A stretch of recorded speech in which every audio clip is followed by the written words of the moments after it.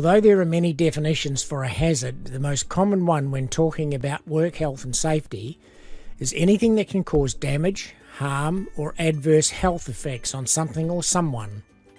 A hazard will always have a risk factor, which is assessed by combining the likelihood of the hazard occurring with the consequences if it did. We use a risk matrix to help identify the risk of a hazard. There are only two ways to identify known and potential hazards: from experience and knowledge of the task, or through observing the task being performed. Hazards associated with a job are often well known, but so often it's not the known ones that kill or maim, it's the non-obvious ones.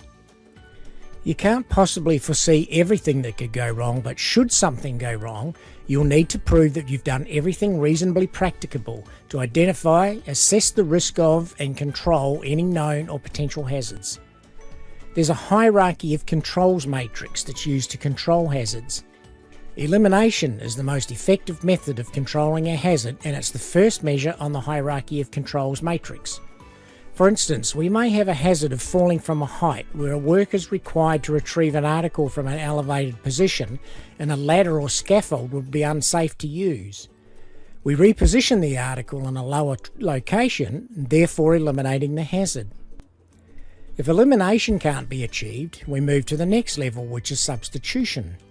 Can we substitute the task for another one that doesn't cause the hazard? For example, we have identified a hazard of a back injury caused by lifting 20-kilogram bags.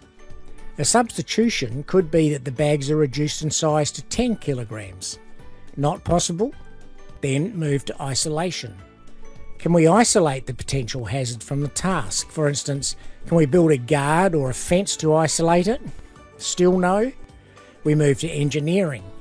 Can we build or buy something that will prevent the hazard occurring? For instance, if the hazard is a possible back injury from heavy lifting, can we build a trolley or buy a winch? If we still can't control the hazard, we move to administration. This involves creating procedures that dictate how the task should be carried out in a way that avoids the hazard. The last and least desired level of the hierarchy of controls is the use of personal protective equipment, or PPE. If this is the only measure available, you're basically admitting that the hazard will always be there. For instance, gloves and safety glasses may have to be worn because a chemical process can't be changed by any other level of control.